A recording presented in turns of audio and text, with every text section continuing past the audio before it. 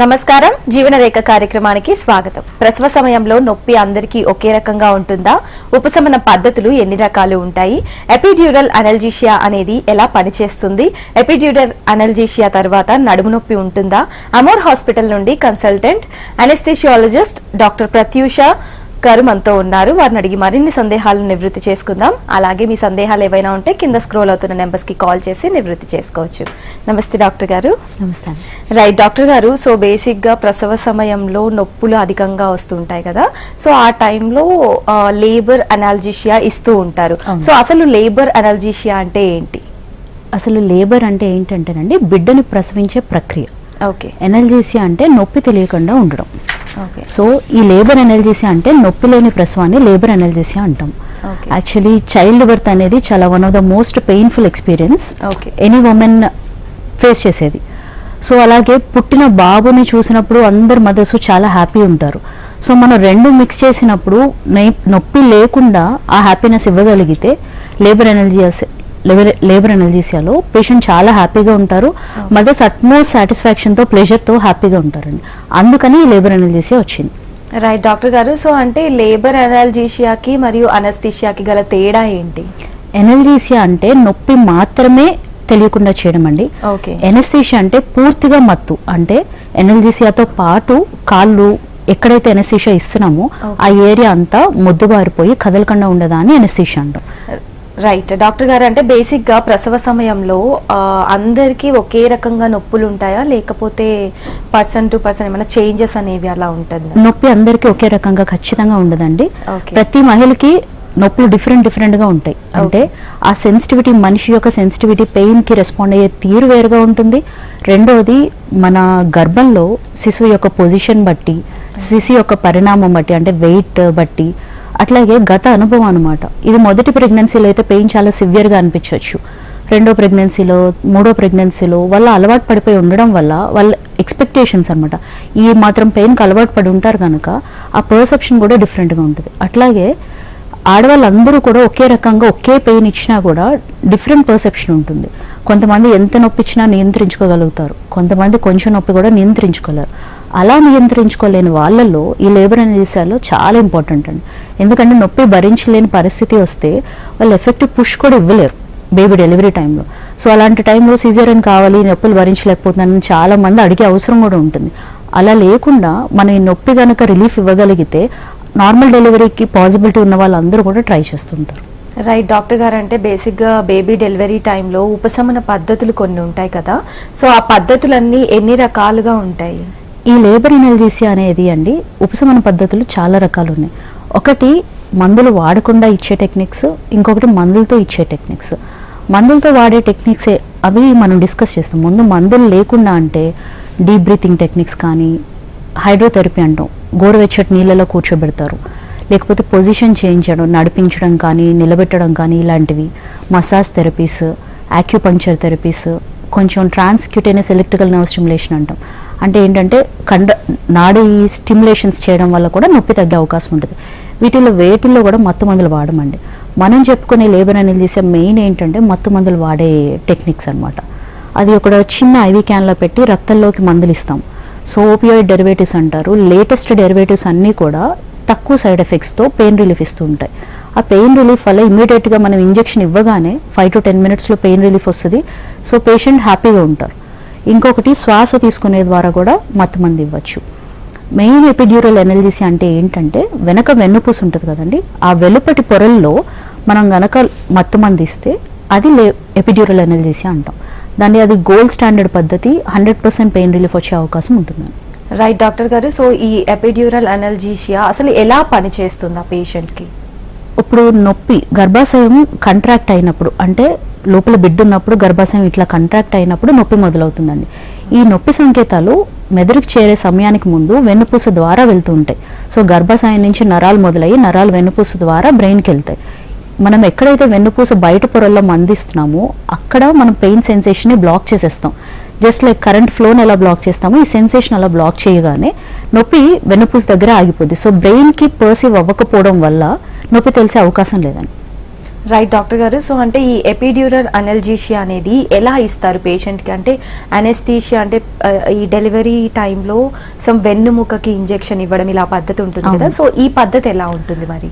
Actually నిండు గర్భిణీలు 9 నెలలు నిండిపోయి ఉండడం వల్ల పొట్ట ఫుల్గా ఉంటుందండి. సో ఎపిడ్యూరల్ అనల్జీషియా ఇచ్చేటప్పుడు మంచి పొజిషన్లో కూర్చోబెట్టి ఇవ్వగలగాలన్నమాట. ఏదర్ కూర్చోబెట్టచ్చు, లేకపోతే పక్కకు బొత్తిగిలి పడుకోబెట్టచ్చు. సో కూర్చోబెట్టినప్పుడు ఏం చేస్తామంటే పొట్ట అడ్డు రాకుండా కాళ్ళు కొంచెం వెడంగా కూర్చోబెట్టి కింద కాళ్ళకి ఫుట్ స్టూల్తో ఒక సపోర్ట్ చేసి వెన్నును పూర్తిగా శుభ్రం చేయాలి. ఇది మొత్తం స్టెరైల్ ప్రక్రియ అండి, ఇన్ఫెక్షన్స్ అన్నది రానివ్వకూడదు. సో వీపు మొత్తం శుభ్రం చేసి వెన్నును ఇలా విల్లులాగా ఉంచేటట్టు చేస్తాం. సో వెన్ను అలా విల్లులా ఉంచినప్పుడు ఇదొక వెన్నుపూస అయితే మధ్యలో స్పేస్ ఇలా ఓపెన్ అవుతుంది అనమాట. ఇట్లా ఉంచినప్పుడు ఆ స్పేస్ లోపల చిన్నగా మత్తిస్తాం. ముందు ఏంటంటే లోకల్ స్కిన్కి మత్తిస్తాం, సో దట్ నొప్పి రాకుండా ఉంటుంది. నొప్పి రానప్పుడు ఒక చిన్న ఇంజెక్షన్ పాస్ చేసి ఆ నీడిల్లోంచి సన్నటి దారం లాంటి థ్రెడ్ లాంటి కెథెటర్ని, ఫైన్ కెథెటర్ని పాస్ చేస్తాం. కరెక్ట్ పొజిషన్ రీచ్ అయిన తర్వాత నీడిల్ రిమూవ్ చేసేస్తామండి.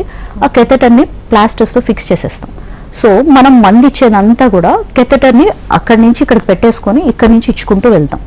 సో ఎక్కడ కూడా నీడలు ఉండదు, గుచ్చుకున్న డిస్కంఫర్ట్ ఉండదు. కంటిన్యూస్గా ఒక సిరింజ్ పంప్ పెట్టుకొని గంటకు 5 ml అని 6 ml అని డోస్ ఫిక్స్ చేసుకుంటాము. సో ఎన్ని గంటలు డెలివరీ అయితే, అంటే మొదటి ప్రెగ్నెన్సీ వాళ్ళు దగ్గరగా 12-14 గంటలు కూడా డెలివరీకి వెళ్ళొచ్చు. రెండో ప్రెగ్నెన్సీ వాళ్ళు త్వరగా డెలివరీ అవ్వచ్చు. ఆ ఎన్ని గంటలు ఉన్నా అన్ని గంటలు పెయిన్ రిలీఫ్ కంప్లీట్గా ప్రొవైడ్ చేయగలుగుతారు. రైట్ డాక్టర్ గారు. అంటే ఈ ఎపిడ్యూరల్ అనల్జీషియా ఇచ్చినప్పుడు ఆ పర్టికులర్ పేషెంట్కి ఎంత టైంలో ఈ నొప్పి అనేది తగ్గుతుంది? ఇప్పుడు నేను చెప్పిన ఈ ప్రొసీజర్ అంతా దగ్గర ఒక 15-20 నిమిషాలు పడుతుందండి మనం కెథెటర్ ఫిక్స్ చేయడానికి వీటికి.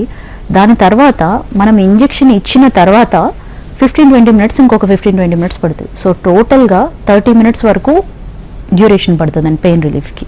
రైట్ డాక్టర్ గారు. అంటే బేసిక్గా ఈ టైంలో, ఈ మెడిసిన్ ఇచ్చే టైంలో అంటే ఆహారం తినొచ్చు అంటారా ఆ పర్సన్? నార్మల్గా అయితే ఈజీగా అరిగిపోయే ఫ్రూట్ జ్యూసెస్ కానీ క్లియర్ లిక్విడ్స్ అంటే వాటర్ లాంటివి తీసుకోవచ్చండి. కానీ ఏంటంటే ఏ ప్రెగ్నెంట్ పేషెంట్ అయినా ఎప్పుడైనా కూడా సిజేరియన్కి తీసుకునే అవకాశం రావచ్చు.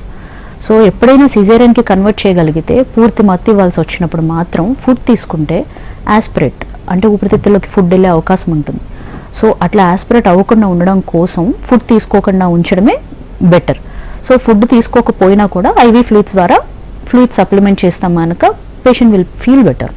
రైట్ డాక్టర్ గారు. అంటే ఈ ఇంజెక్షన్ ఇచ్చినప్పుడు, ఈ ఎనల్జీషియా ఇచ్చినప్పుడు అంటే బిడ్డను త్రోస్తారు కదా, సో ఆ తోయటంలో లైక్ తోయగలుగుతారంటారా?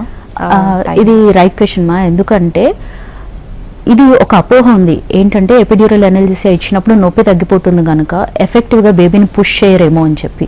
కానీ వేరే స్టడీస్లో ప్రూవ్ అయింది. ప్లస్ ఇప్పుడు లేటెస్ట్ డ్రగ్స్ ఏంటంటే చాలా లైట్ కాన్సన్ట్రేషన్స్, ఓన్లీ నొప్పి మాత్రమే తగ్గుతుంది.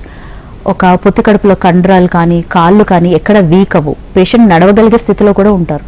సో పూర్తి బలము సామర్థ్యం ఉండడం వల్ల ఎఫెక్టివ్గా పుష్ చేయగలుగుతారు. రైట్ డాక్టర్ గారు. సో అంటే వాకింగ్ ఎపిడ్యూరల్ అంటూ ఉంటారు కదా, అసలు ఈ వాకింగ్ ఎపిడ్యూరల్ అంటే ఏంటి? వాకింగ్ ఎపిడ్యూరల్ అంటే ఇప్పుడైతే ఏదైతే చెప్పామో కాళ్ళ కండరాలు కానీ పొత్తికడుపు కండరాలు కానీ పూర్తి సామర్థ్యంతో ఉండి low dose of concentration of anaesthetics అనమాట.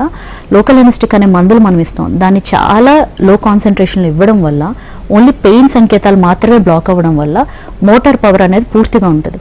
సో ఎవరైనా అంటే నడిచినప్పుడు డెలివరీ ముందుకు ఫెసిలిటేట్ అయ్యే అవకాశం ఉంటుందని నమ్మే వాళ్ళు ఉంటారు. వాళ్ళ కోసం కంఫర్టబుల్గా సెకండ్ స్టేజ్ ఆఫ్ లేబర్ అంటే డెలివరీ వరకు కూడా నడిపించగలుగుతాం నొప్పి లేకుండా.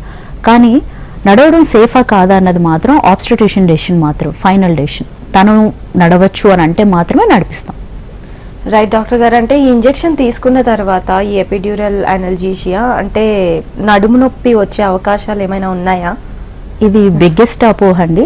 ఎందుకంటే వెన్నుకు సూది తీసుకున్నాను అప్పటి నుంచి నాకు నడుము నొప్పి వస్తుందని చాలా మంది పేషెంట్స్ తర్వాత కూడా వస్తూ ఉంటారు.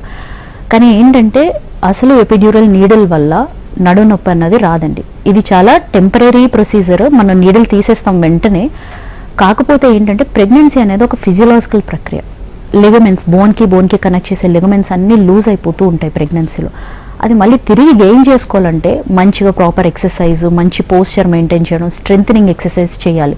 కానీ యూజువల్గా ఎవరైతే చెయ్యరో వాళ్ళందరిలో నడుము నొప్పి వస్తుంది. మనమేమో ఈ ఎపిడ్యూరల్ తీసుకున్నాం కదా దానివల్ల అయి ఉంటుందని చెప్పి అపోహపడతారు. కానీ జనరల్గా నార్మల్ గర్భిణి అసలు మనం ఏం ఇంజెక్షన్ తీసుకున్న వాళ్ళలో కూడా నడుము నొప్పి ఉంటుంది. సో నడుము నొప్పికి ఎపిడ్యూరల్కి ఏం సంబంధం లేదు. రైట్ డాక్టర్ గారు, అంటే ఈ లేబర్ అనల్జీషియా అందరికీ ఇవ్వచ్చా, లేకపోతే పర్టికులర్ పర్సన్స్కి మాత్రమే ఇవ్వాల్సి వస్తుందా? ఎపిడ్యూరల్ అనల్జీషియా అనేది మన నార్మల్ డెలివరీ వెళ్ళే ప్రతి పేషెంట్కి కాంట్రా ఇండికేషన్స్ లేకపోతే ఇవ్వచ్చండి. అంటే ఆ కాంట్రా ఇండికేషన్స్ అంటే ఏంటంటే వీపు భాగంలో లోకల్గా ఏమైనా ఇన్ఫెక్షన్స్ ఉన్నా, అలాగే బ్లీడింగ్ ప్రాబ్లమ్స్ అంటాం. అంటే ఏంటంటే రక్తం పలుచగా అయ్యే మందులు ఏమైనా వాడుతున్నప్పుడు కానీ, రక్తం పలచగా అని జెనెటికల్గా ఏమైనా ప్రాబ్లమ్స్ ఉండి రక్తం పలచగా ఉండే ఇష్యూస్ ఉన్న వాళ్ళలో మాత్రం, బ్లీడింగ్ డిజార్డర్స్ ఉంటే మాత్రం ఎపిడ్యూరల్ ఇవ్వమండి. రెస్ట్ ఆల్లో నార్మల్ డెలివరీకి వెళ్తూ పేషెంట్ కనుక కోరుకుంటే నాకు నొప్పి రిలీఫ్ కావాలని 100% ఇవ్వచ్చు.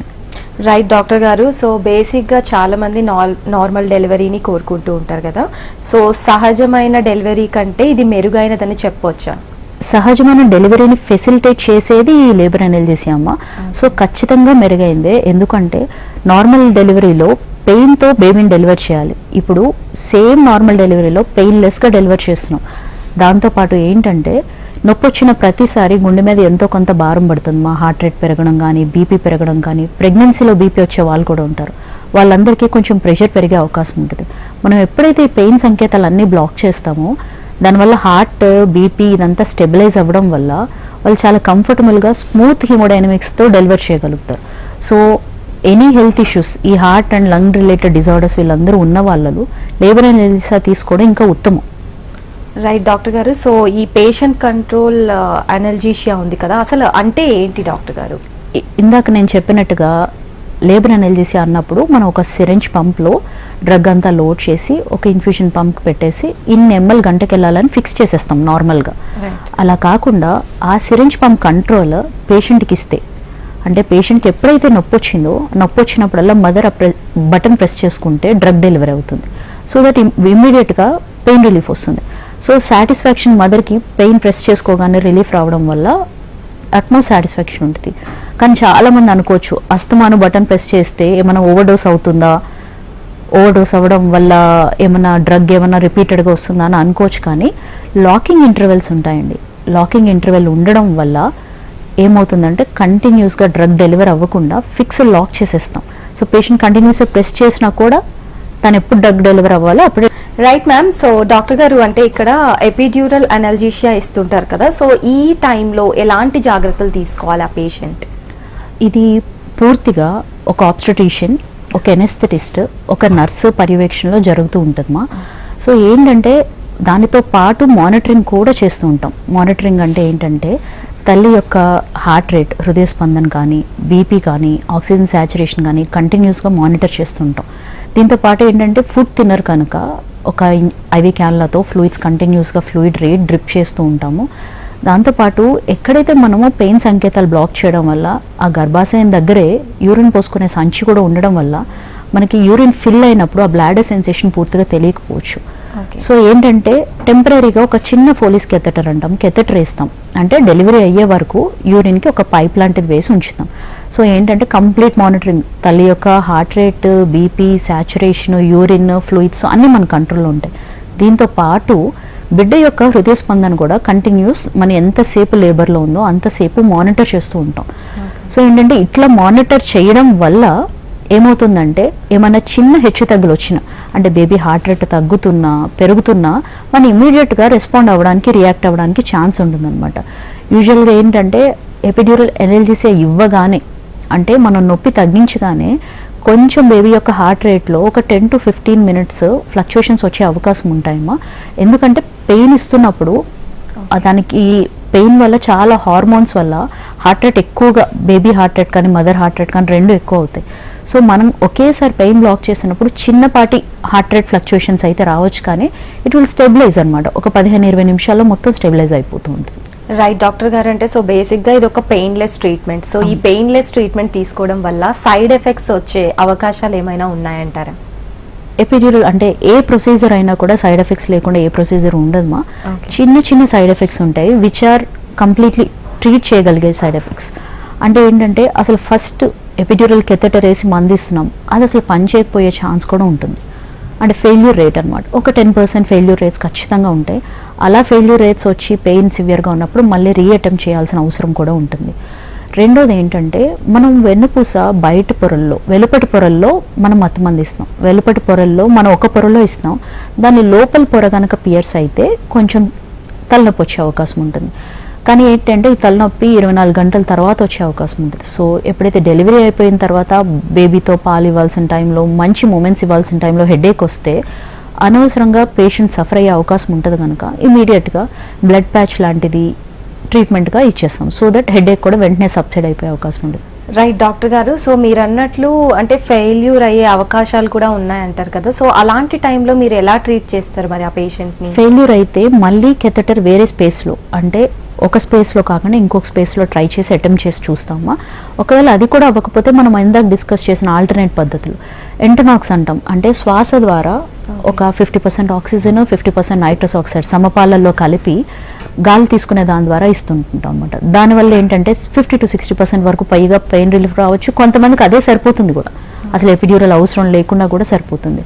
లేకపోతే ఐవి క్యాన్ల ద్వారా ఇంజెక్షన్స్ ఇచ్చి దాని ద్వారా కూడా పెయిన్ రిలీఫ్ తెప్పించగలుగుతాం. సో వీటిలో ఏంటంటే ఏ స్టేజ్ ఆఫ్ లేబర్లో ఉంది అన్న దాన్ని బట్టి అటెంప్ట్ చేసి దాన్ని బట్టి పెయిన్ రిలీఫ్ ఇవ్వగలుగుతాం. రైట్ డాక్టర్ గారు, సో ఆఫ్టర్ టేకింగ్ దిస్ అనల్జీషియా అంటే నరాల నొప్పి కూడా ఏమైనా వచ్చే అవకాశాలు ఉన్నాయంటారా పేషెంట్కి? యాక్చువల్లీ మనము వెన్నుపూసని ఆ వెన్ను పామని అసలు టచ్ చేయకుండా ఉంటాము. ఎందుకంటే ఒక నడుము దగ్గర ఫస్ట్ వెన్నుపూస దగ్గరే వెనుపాము ఆగిపోతుంది. దాని కింద పై పొరల్లో మాత్రమే మనం ఇంజెక్షన్ ఇస్తాం. కానీ అక్కడ కూడా నరాలు ఉంటాయి, సన్నటి నరాలు ఉంటాయి. మనం ఇంజెక్షన్ వెళ్ళేటప్పుడు ఒక్కొక్కసారి నరం టచ్ అయ్యే అవకాశం ఉంటుంది, చిన్న జర్క్ లాగా వచ్చే అవకాశం కూడా ఉంటుంది. కానీ ఇవన్నీ టెంపరీ అనమాట. లాంగ్ టర్మ్లో దాన్ని ఏమీ ఎఫెక్ట్ అయ్యే అవకాశం ఉండదు. కాకపోతే ఏంటంటే ఎంత తక్కువ ఇన్సిడెన్స్ అంటే 1,00,000 మందిలో ఒకరికి ఏమైనా నరం టచ్ అయ్యే అవకాశం ఉంటుంది, which will recover very soon అనమాట. దానివల్ల ఏమీ లాంగ్ టర్మ్ ఎఫెక్ట్స్ వచ్చే అవకాశం తక్కువ.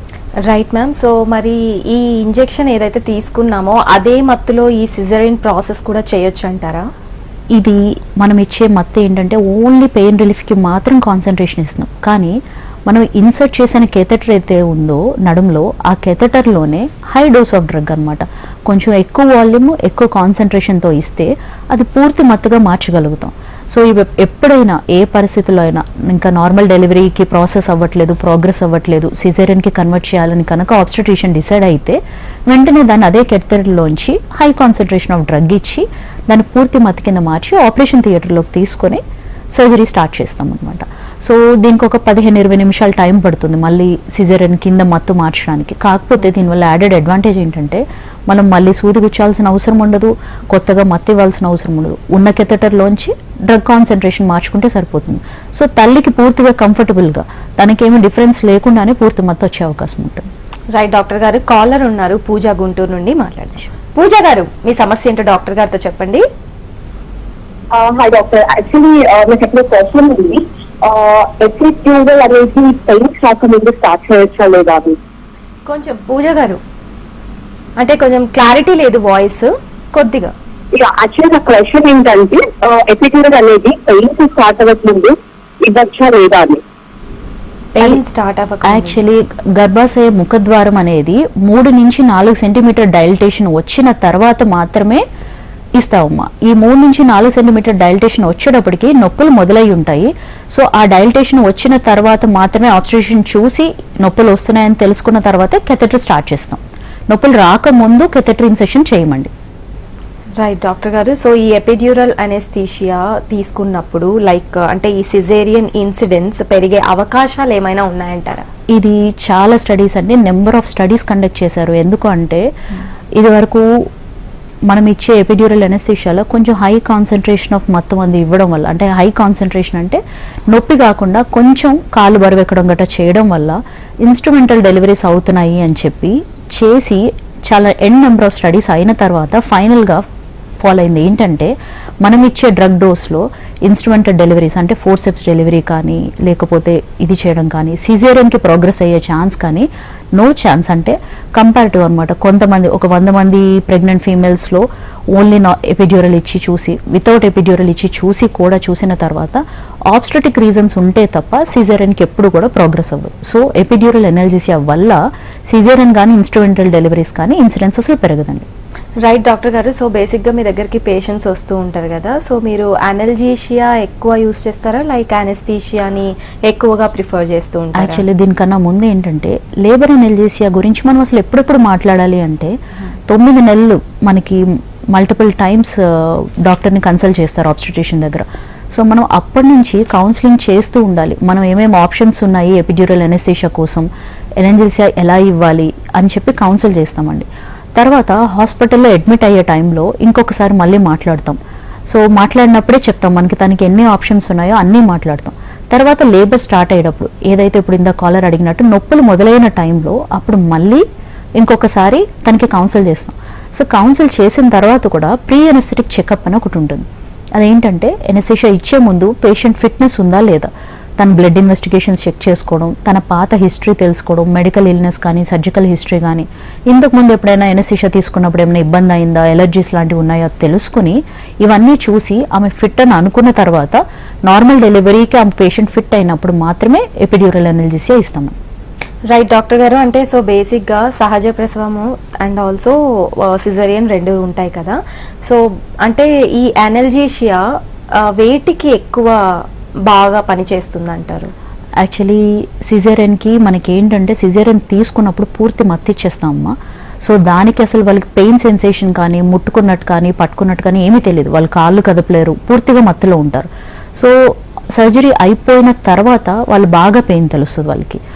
Whereas compare to labour analgesia కానీ నార్మల్ డెలివరీ కానీ ఏంటంటే వాళ్ళు డెలివరీ అయ్యే వరకు నొప్పులు పర్సీవ్ అవుతారు కానీ డెలివరీ అయిన తర్వాత వారు కంప్లీట్ పెయిన్లెస్ ఉంటారు.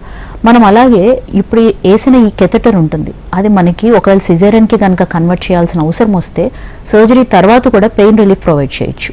అంటే ఈ ఎపిడ్యూరల్ ఎనల్జీసియా అనేది ఓన్లీ గర్భిణీ స్త్రీలు కాదు, అదర్ సర్జరీస్ అంటే ఇప్పుడు మోకాలు మార్పిడి చేయాలనుకున్నా లేకపోతే గర్భాశయం రిమూవ్ చేయాలనుకున్నా హిప్ రీప్లేస్మెంట్కి కానీ అన్ని ఆపరేషన్లకి అన్ని సర్జరీలకి పొట్ట కింద కానీ పొట్ట పైన ఈ థొరాసిక్ సర్జరీస్ బ్రెస్ట్ సర్జరీస్కి వీటన్నిటికీ కూడా ఎపిడ్యూరల్ కెథెటర్లు వేసి పెయిన్ రిలీఫ్ ప్రొవైడ్ చేయొచ్చు. మీకు ఎక్కడ పెయిన్ రిలీఫ్ కావాలంటే అక్కడ పెయిన్ రిలీఫ్ మెడ నుంచి కింద భాగం వరకు ప్రొవైడ్ చేయగలుగుతాం అనమాట.